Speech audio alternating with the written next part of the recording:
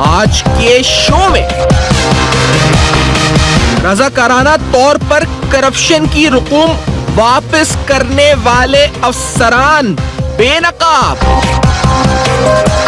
Corruption का एतराफ, रकूम की वापसी, नौकरी भी बरकरार, 379 अफसरान की निशानदही,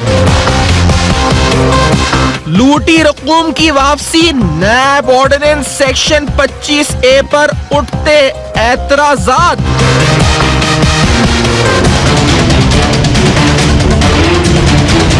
जो बंदा बिलियंस के हिसाब से पैसों की VR करके आता है तो उसको डिपार्टमेंट अगर ना पूछे तो फिर इससे ज़्यादा और जुल्म की बात क्या होगी।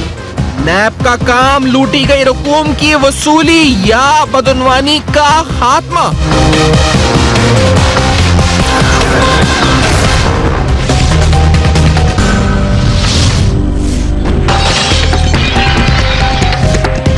अस्सलाम वालेकुम। पसे पर्दा हकाइक सनसनीखेज इंकशाफात प्रोग्राम बेनकाब में हूं आपके साथ सैफान खान। एक इंपॉर्टेंट लिस्ट मेरे हाथ में, प्रोग्राम जिसे स्टार्ट करते हुए ये 379 अफसरान के नाम, सूबे सिंध के वो ब्यूरोक्रेट्स, वो सिविल सर्वेंट्स जिन्होंने करप्शन की, करप्शन का एतराफ किया, करप्शन का एतराफ करने के बाद जो रकम उन्होंने करप्शन या बदनवानी के जरिए कमाई थी उस करप्शन के पैसे को वापस किया, नैब को वॉलंटरी रिटर्न किया, रज़ाकाराना स्कीम के तहत ये पैसा वापस किया। इसके अंदर इस जो आप लिस्ट देख रहे हैं इसके अंदर अमाउंट रिकवर्ड है, जो नैब का अपना शेयर था वो है, नेट अमाउंट आ रही है इस पर जो तकरीबन 1.2 बिलियन रुपीस यानी 1.2 अरब रुपए बनती है। ये 379 अफसरान सिंध के मुख्तलिफ महकमों में इस वक्त भी नौकरी पर हैं, जिसके ऊपर एतराज काफी उठ रहे हैं। और ये एतराज कहां कहां उठ रहे हैं ये मैं आपको दिखाता चलता हूं, क्योंकि ये लिस्ट जिसमें आप देख रहे हैं कि 379 अफसरान ऐसे हैं जो कि करप्शन करते हैं, करप्शन का एतराफ करते हैं, एतराफ करने के बाद पैसा वापस करते हैं, पैसा वापस करने के बावजूद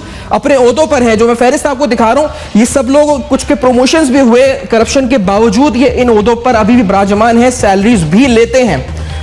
इस पर सुप्रीम कोर्ट ऑफ पाकिस्तान ने सुमोटो नोटिस लिया और सुमोटो नोटिस जो है इस पर अगर मैं आपको स्क्रीन पे दिखाऊंगा तो सुमोटो नोटिस के अंदर कैटेगोरिकली ये कहा गया, जिसके अंदर सेक्शन 25A नैब ऑर्डिनेंस का तस्करा किया गया, प्ली बार्गेन वॉलंटरी रिटर्न को जो इस पर डिटरमिन करता है, जो पावर चेयरमैन नैब को देता है। और इस पूरे मामले पर सुप्रीम कोर्ट ऑफ पाकिस्तान ने भी एतराजात उठाए। ये पूरा मामला आखिर है क्या और ये 379 अफसरान अब तक ओहदों पर क्यों है? अगली हियरिंग शायद 24 अक्टूबर को है। क्या ये ऐसे ओहदों पर रहेंगे? क्या सरकारी खजाने को इस तरह नुकसान पहुंचाते रहेंगे? और कितना आसान है, यानी इससे करप्शन क्या मल्टीप्लाई होती है कि कोई आदमी अगर करप्शन करे, रकम जो भी वो कमाए उस करप्शन के पैसे को वापस करे, वापस करके डिपार्टमेंट उसके खिलाफ कोई कार्रवाई ना करे।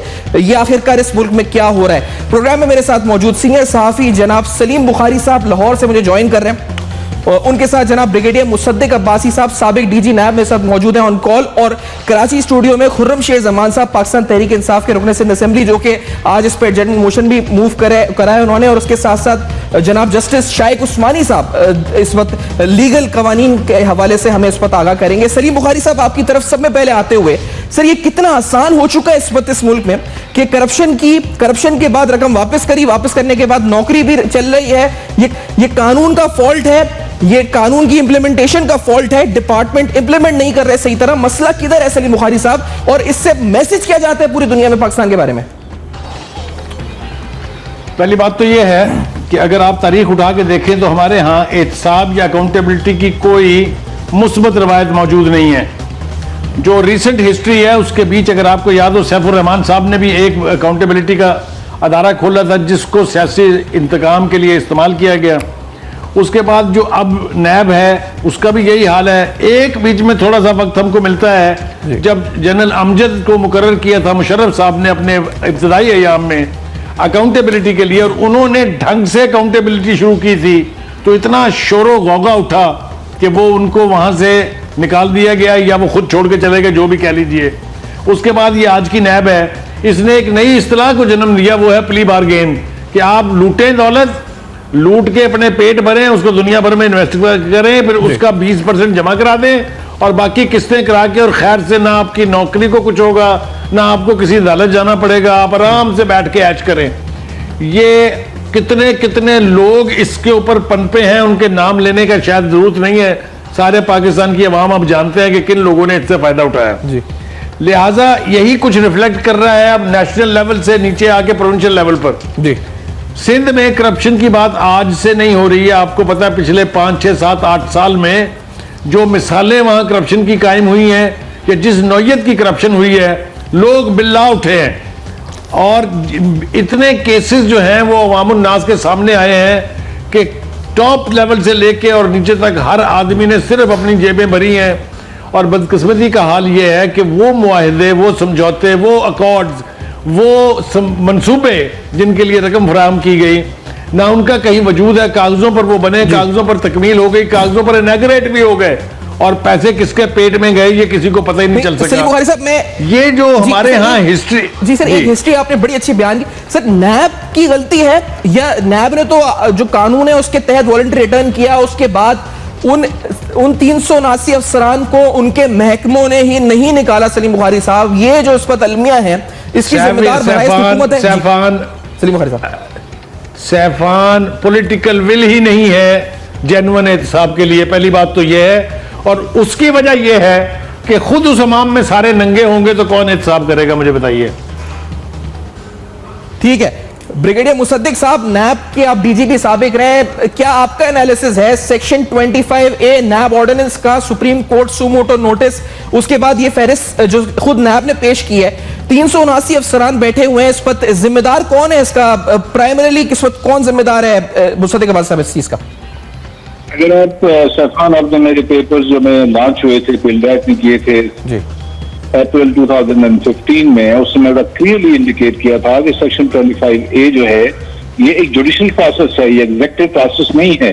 ये चेयरमैन नैब की पावर्स नहीं होनी चाहिए कि किसी से पैसे को रिकवर करे और उसको एक्सोनरेट कर दे। पहली बात तो ये है, मैं इस बात से शुरू से इसके अंदर जो सिकम मौजूद है, जो एक झोल मौजूद है, उसको मैं पहले से ही कहता रहा हूँ और अब भी यही कहता हूँ कि ये एग्जेक्टिव प्रोसेस नहीं है कि किसी से पैसा रिकवर किया जाए, स्टेट मनी, और उसको एक्सोनरेट कर दिया जाए, नंबर 1। नंबर 2, जब कोई भी बंदा 25A,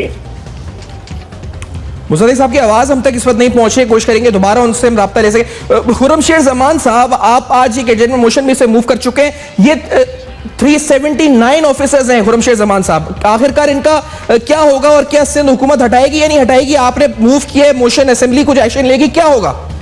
जी बिल्कुल सैफान, ये आज इत्तेफाक की बात है कि आज ये असेंबली में मैंने एक तरीके इल्तवा जमा कराई और आपने आज इसको नोट भी कर लिया और इस पर आपने एक बहस भी छेड़ दी है। देखें, ये हैरत है, मतलब नज़र ये आता है कि ये जो कानून बनाए जाते हैं, ये हुक्मरान जो बनाते हैं, जो करप्ट लोग हैं, ये अपने लोगों के लिए और अपने लिए कानून बनाते हैं। आप अंदाज़ा लगाएं कि करोड़ों रुपए, 379 ऐसे ऑफिशियल्स हैं जो कि आपने जिस तरीके से बताया कि 1.25 अरब रुपए जो है इन्होंने प्ली बार्गेन के थ्रू शायद वापस करा है और वो आज नौकरियों पे वापस बैठे हैं। इसका मतलब यह है कि उनको ग्रीन सिग्नल दे दिया गया कि और आप करप्शन करें और पैसा बनाएं। तो नजर यह आता है कि कानून इसलिए बनाया गया है कि आप तो पहले कोशिश करेंगे जितना बच सकते हैं बच जाएं कि आप सामने ना आए, और अगर आप पकड़े भी जाते हैं तो वो इतना परसेंट दे दे के और वापस आप परसेंटेज देने के बाद वापस आप जो है करप्शन शुरू कर दें। देखें, यही वजह है कि Imran Khan right from the very first day इसी बात पे अपनी जगह पे खड़ा हुआ है कि इस मुल्क से जब तक हम करप्शन नहीं खत्म करेंगे इस मुल्क में बेहतरी नहीं आनी है। अगर हम वजीर आजम की बात करते हैं तो उसका भी रीजन यही कि हम चाहते हैं कि टॉप लेवल से जो है इंक्वायरी शुरू हो। सबसे पहले हमारे वजीर आजम को सजा मिले कि उसने करप्शन करी है, उसके बाद ऐसे ऐसे बाकी पूरे निज़ाम को आपने ठीक करना पड़ेगा। अब ये मैसेज ये जाता है पाकिस्तान के अंदर कि जो अमीर आदमी है या जो एक बड़ी पोजीशन के ऊपर बैठा हुआ है उसके खिलाफ तो कार्रवाई नहीं की जा सकती है, लेकिन अगर जो गरीब आदमी कोई छोटी सी चोरी करेगा उसको अरेस्ट कर लिया जाता है, उसको थाने भेज दिया जाता है, फिर वो जेल चले जाता है और फिर उसके पास पैसा नहीं होता, कितने साल तक जो जेल के अंदर सड़ता रहता है। तो निज़ाम के अंदर तब्दीली लाना बहुत ज़्यादा ज़रूरी है और उसके साथ साथ इन लोगों को मंजर आम के ऊपर लाना ज़रूरी है। आवाम को पता होना चाहिए, लोगों को बताया जाए, मीडिया इसकी अवेयरनेस करे कि कौन कौन से डिपार्टमेंट्स हैं। देखिए मेरे पास लिस्ट मौजूद है, ये देखें आज से 4 दिन पहले की बात है कि 12,800 जो है इलीगल अपॉइंटमेंट्स किए अली अहमद लुंड साहब ने, जो आज के मौजूदा स्पीकर आगा सिराज दुरानी के टाइम पे सेक्रेटरी होते थे। इसके अलावा आपके सामने वो भी केसेस हैं, हज़ारों की तादाद में पीर मज़रूर के टाइम पे सिंध एजुकेशन डिपार्टमेंट के अंदर हज़ारों की तादाद में इलीगल अपॉइंटमेंट्स हुई थी। उसके अलावा आपके सामने इतना बड़ा केस मौजूद है, अरबों रुपए का, 5.5 अरब रुपए बताया जा रहा है कि शर्जील मेमन साहब ने जो है वो ठेके दिए हैं एडवर्टाइजमेंट्स के अंदर बगैर जो है वो जो फॉर्मेलिटीज होती हैं उसको पूरे किए बगैर। सही। और उनको सपोर्ट कौन करे? नजर ये आ रहा है कि आज सीएम साहब कहते हैं कि हाँ वो आएंगे। हमारे सीएम साहब जब दुबई जाते हैं अपने किसी ट्रिप के ऊपर तो उनके साथ आपको सबसे पहले बैठे हुए शर्जील मेमन नजर आएंगे। तो देखिए मैसेज क्लियर है सिंध गवर्नमेंट का कि जो जितनी ज्यादा करप्शन करेगा, जो अपना जितना बड़ा नाम करेगा करप्शन के अंदर, उनको जो है बड़े बड़े ओहदे वाले लोग जो उनको अपने साथ। मुझे ब्रेक की तरफ पढ़ना है। हुर्रम हमारे साथ हैं, इस वक्त सलीम बुखारी साहब साथ हैं, जस्टिस शाइक उस्मानी साहब भी हमारे साथ होंगे स्टूडियो में। कवानीन से क्या इस पर होना चाहिए ये प्रोग्राम में जरूर उठाएंगे। ये वो फहरिस्त है, मैं इसके अंदर जो नाम है, जो डिपार्टमेंट वाइज ब्रेकअप है, ये भी आपके साथ शेयर करूंगा। 379 अफसरान बैठे हुए हैं इस वक्त वॉलंटरी रिटर्न करके, रजाकाराना तौर पर रकम वापस करके। क्यों बैठे हुए हैं? हमारे टैक्स पेयर मनी के ऊपर बैठे हुए हैं। कैसे बैठे हुए हैं, क्यों बैठे हुए हैं, ये सारे सवाल बेनकाब करेंगे इस ब्रेक के बाद। देखते रहेगा।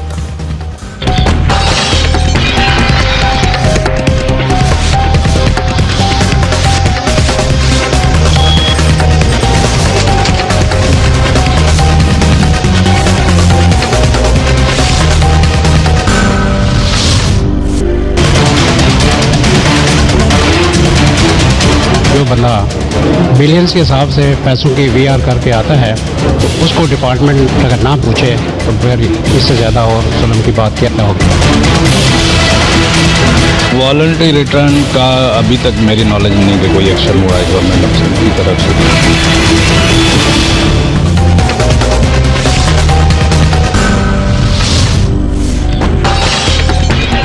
Welcome back. आप देख रहे हैं बेनकाब, जहां पर आज हम इस प्रोग्राम में बात कर रहे हैं एक फहरिस्त 379 अफसरान की सुप्रीम कोर्ट का सुमोटो नोटिस में वॉलंटरी रिटर्न के हवाले से, यानी वो लोग जो कि रजाकाराना तौर पर करप्शन की हुई रकम वापस कर रहे हैं और अभी भी अपने ओहदों पर बराजमान हैं, उसके ऊपर सवालात उठाए गए। ये फहरिस्त जमा कराई गई जिसके अंदर कई सिविल सर्वेंट्स सूबे सिंध के शामिल हैं और इस तरह पूरे मुल्क की फिर मामलात आगे सामने आएंगे। लेकिन ये लोग अपने दफ्तरों में ओहदों पे बैठे हुए सैलरीज ड्रॉ कर रहे हैं। क्या कानून कहता है इस बारे में, ये सवाल भी उठाते हैं। मेरे साथ खुर्रम शेर जमान साहब पाकिस्तान तहरीक इंसाफ के रहनुमा मौजूद है।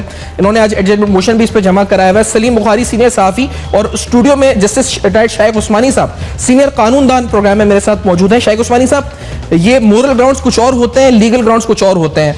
अभी डीजी नैब की भी मैंने आपको बात सुनवाई, वो कहते हैं कि ये कैसे हो रहा है कि अरबों रुपए के वीआर करके भी लोग ओहदों पे बैठे हुए हैं, डिपार्टमेंट कोई कार्रवाई नहीं कर रहा। डीजी नैब की स्टेटमेंट ये है, कोर्ट के रिमार्क्स भी आ रहे हैं, वो भी ये कह रहे हैं कि वीआर जो है वो एक तरह से करप्शन को मल्टीप्लाई कर रहा है। शाइक उस्मानी साहब, लीगल कानून क्या कह रहा है इस पर? मोरल तो ये सब मामला है, मोरालिटी, लेकिन what is the legal ground of this, क्या है?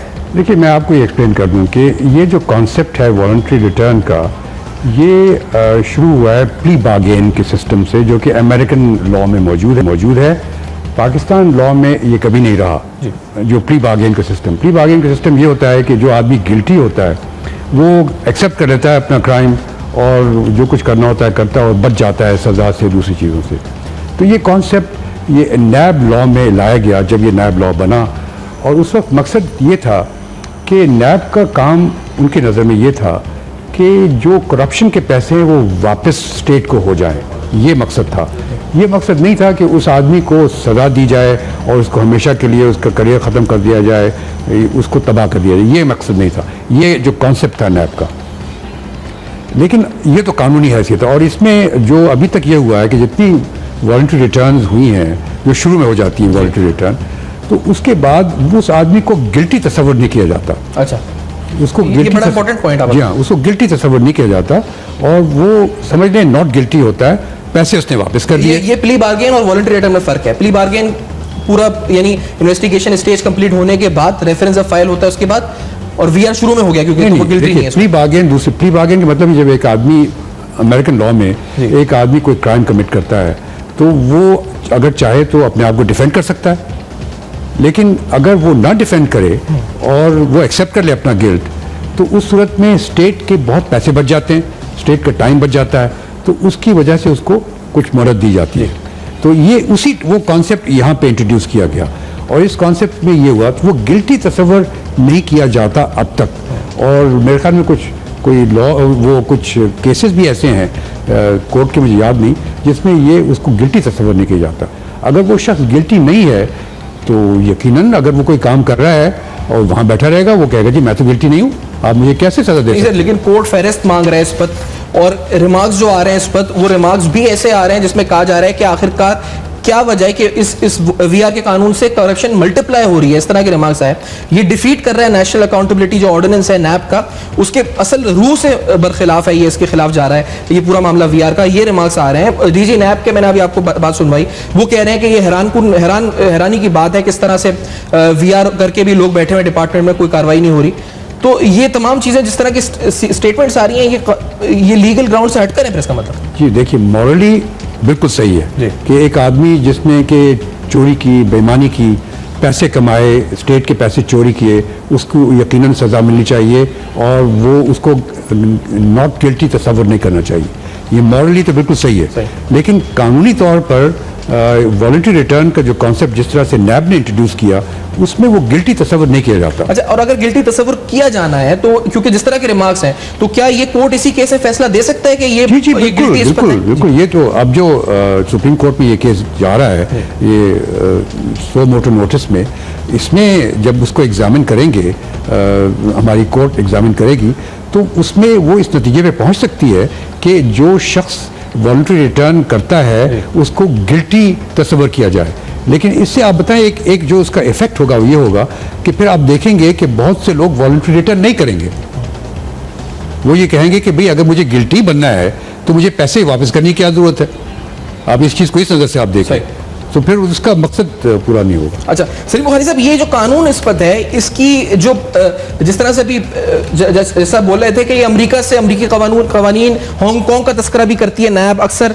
सर ये जो उसके रूट्स हैं, ये वॉलंटरी रिटर्न पैसा वापस करने वाला, ये आपकी नजर में है कैसा कानून? ये क्या करप्शन कम करने में मदद करता है किसी तरह से, ये करप्शन को मल्टीप्लाई कर रहा है इस पर, जिस तरह से हम ये देख रहे हैं कि लोग वापस करके मेरे ख्याल से उदो बैठे हुए क्योंकि लीगल उनको हासिल है। ये मेरे ख्याल से आपकी जो दूसरी बात है जी, वो इफेक्ट ज्यादा हो रहा है कि लोग ये समझते हैं कि जितना मर्जी लूट मचाएं आप, लेकिन जब आप पकड़े जाएं तो जितना आप पर इल्जाम हो वो वापस दे दें और बाकी खा के हजम कर जाएं। ये हुआ है। मैंने आपसे ये अर्ज किया कि इस वक्त कानून ये है कि आप एक परसेंटेज उसकी पे कर दें और बाकी की किस्तें करा के आप आ जाएं। आप जरा तसव्वुर कीजिए कि आज से 20 साल पहले अगर किसी शख्स ने करप्शन की थी और नैब ने उसको पकड़ कर लिया है, अब वो उसने उस वक्त जिस 20 लाख की करप्शन की थी वो आज 20 करोड़ से भी ज्यादा है। वो आज 20 साल बाद उस पैसे से बेपनाह सरमाया कमा के 20 लाख दे के जान छुड़ा लेगा। ये तो मेरे नजदीक हर मयार से करप्शन को बढ़ावा देने वाली बात है और यही वजह है कि अब हमारे सियासतदान किसी चीज से नहीं डरते। उन्हें पता है you can get away with anything. और ये हुआ है, आप देख लीजिएगा इमरान खान की जो कैंपेन है करप्शन के खिलाफ, इसके बारे में किसको इख्तलाफ हो सकता है? करप्शन खत्म होनी चाहिए इस मुल्क से। ये मेरे ख्याल से हाई मॉरल पोजीशन उन्होंने ली हुई है। लेकिन अगर हम उसमें ये रास्ते निकाल लेंगे कि कानून ऐसे बनाए कि आदमी साफ बच के चला जाए, चाहे वो ब्यूरोक्रेट हो चाहे वो सियासतदान हो, तो ऐसे कानून से करप्शन बढ़ेगी, कम नहीं होगी। ये मैं कन्विक्शन के साथ कह रहा हूं। नहीं, और भाई साहब इसका मतलब इस कानून को तब्दील करना चाहिए। तब्दीली के लिए कानून जाए पार्लियामेंट में, पार्लियामेंट से तब्दील हो सकता है। हम ये सुनते हुए आ रहे हैं कि एक आज़ाद खुद मुख्तार हमें एक इदारा दिया जाएगा जो कि नैब को रिप्लेस करेगा, और वो भी चार्टर ऑफ डेमोक्रेसी में सुना था, उसके उसे सुनते हुए आ रहे हैं। ये होगा नहीं होगा, ये बातें रहेंगी खाली। जी सैफान, अब जबकि सुप्रीम कोर्ट ने सुओ मोटो एक्शन ले लिया है, इन लोगों की फरिश्ते मंगाई हैं, मेरे ख्याल से एक इब्तिदा हो गई है कि उस तरफ बढ़ा जाए कि इस कानून में तब्दीली की जरूरत है, क्योंकि इसका फायदा उठा के न सिर्फ लोग साफ बच जा रहे हैं, बल्कि जो करप्शन करना चाहता है या जिसको करप्शन करने का मौका मिलेगा, वो चांस लेगा कि मैं तो इतने पैसे वापस करके किसी वक्त भी अपनी जान छुड़ा लूंगा। मेरे ख्याल से इस वक्त जिम्मेदारी सुप्रीम कोर्ट पर है कि वो इस कानून को वापस भेजे नेशनल असेंबली को कि इसको आप लेकिन एक बात कीजिए कि इसके अंदर ये गुंजाइश नहीं होनी चाहिए। आपने एक बात की, आपने कहा हाँ से करप्शन मल्टीप्लाई हो रही होगी। अगर ये कानून दुनिया के भर के दीगर ममालिक में है लागू और वहां पर सक्सेसफुली अगर इससे करप्शन कम हो रही है, अगर हो रही है, मिसाल के तौर पर अमेरिका की बात हो रही है या किसी और दूसरे मुल्क की बात हो रही है, तो ये यहाँ पर क्यों नहीं इस वक्त प्रैक्टिकली इम्प्लीमेंटेबल है? अगर दूसरे ममालिक में ये सही तरह कामयाबी से चल रहा है। सैफान, जिन ममालिक की बात आप कर रहे हैं, वहां अगर ट्रेन का एक्सीडेंट होता है तो रेलवे मिनिस्टर रिजाइन कर देता है। यहाँ रेलवे मिनिस्टर से पूछें आप रिजाइन करेंगे, वो कहता है क्यों, मैं गाड़ी चला रहा था। ऐसे मुल्क में जिसमें सियासतदानों की कोई मोरालिटी, जिसने करप्शन किया कोई है मोरालिटी उनकी, तो मॉरल लॉज वहीं पर इंप्लीमेंट होते हैं जहां मोरालिटी वहां के लोगों की ठीक हो। हमारे यहां करप्शन को तो बाप की जागीर समझ के किया जाता है कि ये तो हमारा हक है। ऐसे मुल्क में मोरालिटी के लॉज क्या करेंगे? बिल्कुल सही। खुर्रमशेर जमान साहब, आपने आज जनरल मोशन पेश किया, आपने ठीक है, लेकिन सर कोई हिसाब किताब, ये जो अगर 379 अफसरान हैं, कितना बड़ा बर्डन है नेशनल एक्सचेकर पर। अगर जिस तरह आपने अपने इसमें भी लिखा है जी कि जनरल मोशन में कि इनको हटाया जाए, इनको निकाला जाए, और ये डीजी नैब की भी स्टेटमेंट हम सुना रहे थे, ये कोर्ट में भी मामला जा चुका है, कितना बड़ा लॉस है एक्सचेकर को खुर्रमशेर जमान साहब? कोई ऐसा अंदाजा है कितना, यानी सैलरीज की मद में 1.2 बिलियन तो ये वापस कर चुके हैं रजाकाराना तौर पर। करप्शन कितने की थी इसका अंदाजा अलग होगा, और जो सैलरीज ले रहे हैं वो अलग है। अच्छा देखिए सैफान, एक तो जज साहब ने कुछ बातें अभी बताई हैं तो उससे भी हमारी भी कुछ नॉलेज के अंदर इजाफा हुआ है, लेकिन देखिए असल में बात यह है कि ये अमेरिका तो है नहीं, ये तो पाकिस्तान है। और आप सवाल कर रहे हैं कि कितनी करप्शन हो चुकी है, ये तो देखें ये सिलसिला आज नहीं, कुछ 40-50 साल से चलता हुआ रहा है सिलसिला।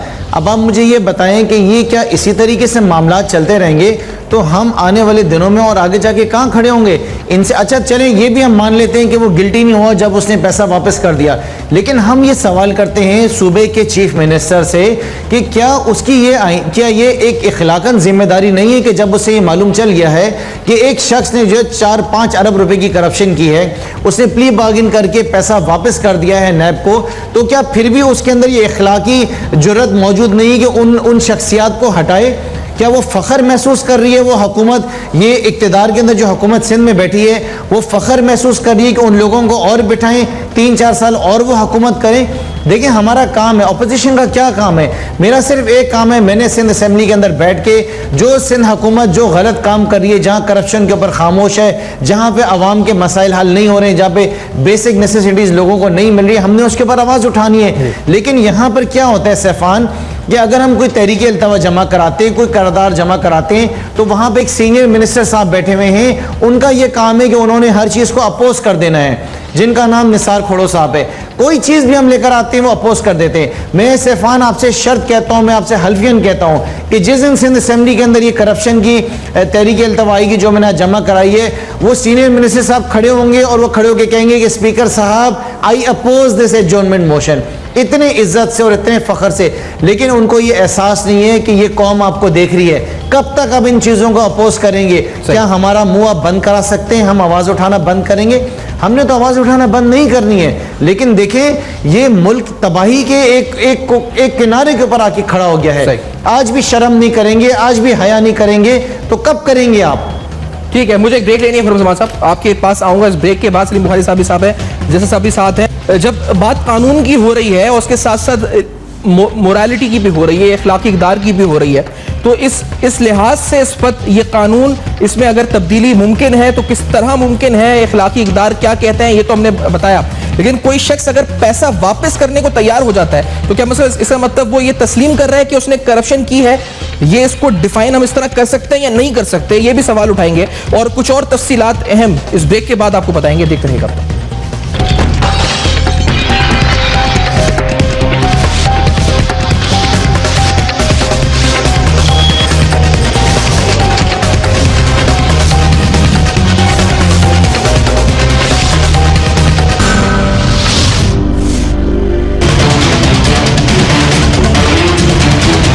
जो बंदा बिलियंस के हिसाब से पैसों की वीआर करके आता है तो उसको डिपार्टमेंट अगर ना पूछे तो फिर इससे ज़्यादा और जुल्म की बात क्या होगी?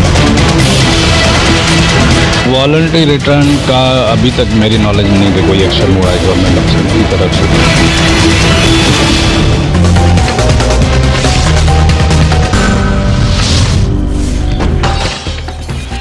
वेलकम बैक, आप देख रहे हैं बेनकाब। ये वो फहरिस्त 379 अफसरान की जिनकी जानिब से रकम वापस की गई रजाकाराना तौर पर। इस फहरिस्त में जिस तरह हम देख रहे हैं, मैं इसमें बताऊं, एक कॉलम अमाउंट रिसीव्ड है, एक नैब शेयर, एक नेट अमाउंट है।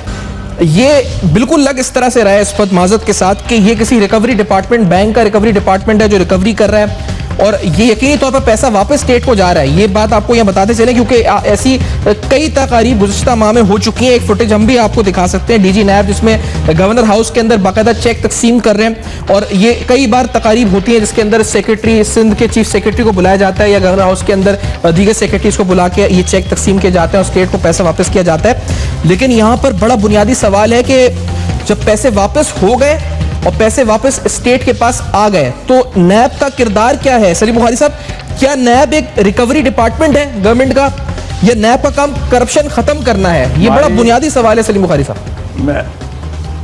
मैं आपको दो बातें अर्ज कर देता हूं। पहली बात तो ये है कि ये जो आप 3 कॉलम्स देख रहे हैं, इसमें से एक कॉलम वो है जो पैसा रिकवर होता है, उसके ऊपर से एक परसेंटेज जो है वो नैब को चली जाती है।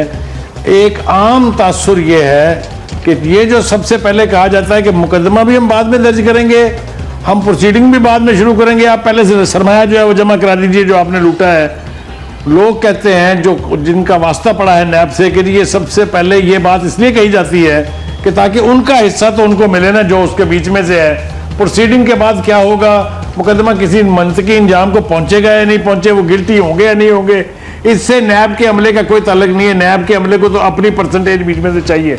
This is bad. ये मैं कोई बहुत आला बात नहीं कह रहा हूं। अगर ये तासुर है तो ये बहुत बुरा तासुर है, एक बात।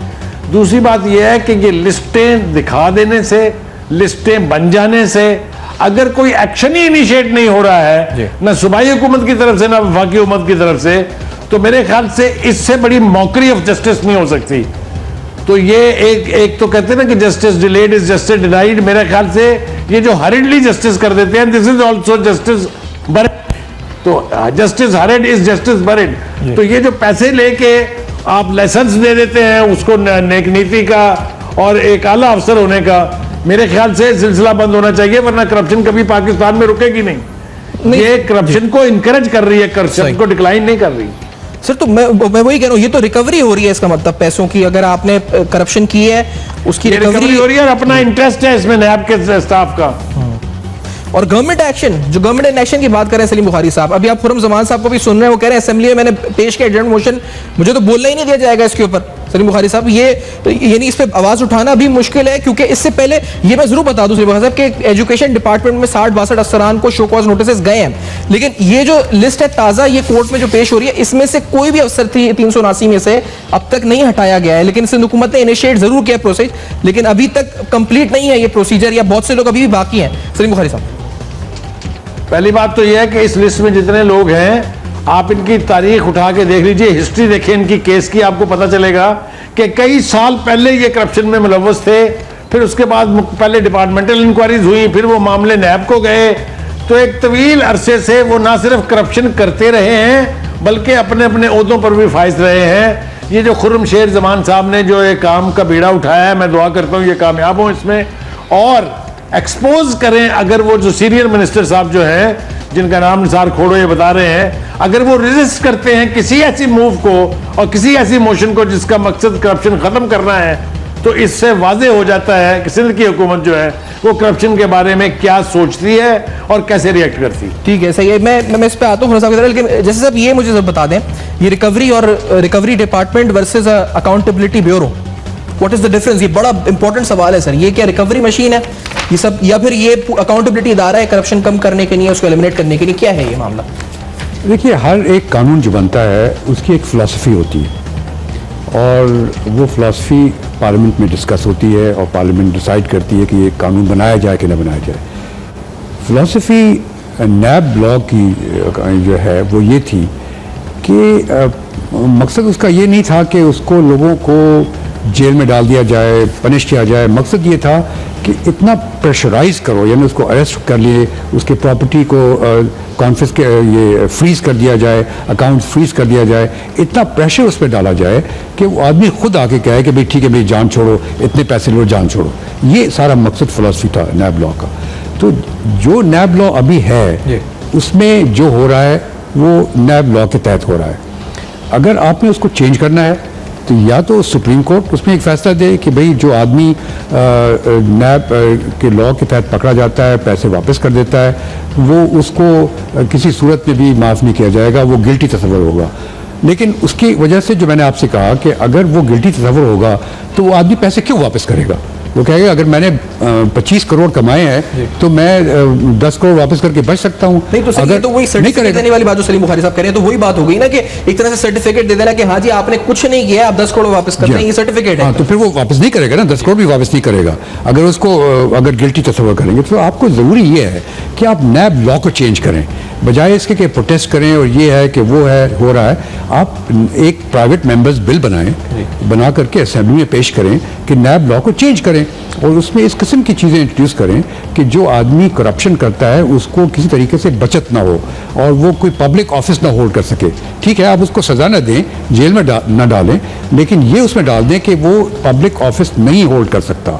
इस किस्म का लॉ बना दें तो मामला चेंज हो जाएगा। अभी मिसाल के तो ये तो कौमी असेंबली के अंदर हो सकता है कि एक बिल पेश किया जाए इसको चेंज करने के लिए, और वो तो हम सुन ही रहे हैं महीनों से कि कुछ हो रहा है, कुछ कानून बन रहा है, कानून साजी हो रही है, और उसके लिए फिर आगे मेजॉरिटी चाहिए होगी, एक आपको substantial number of voters members चाहिए होंगे।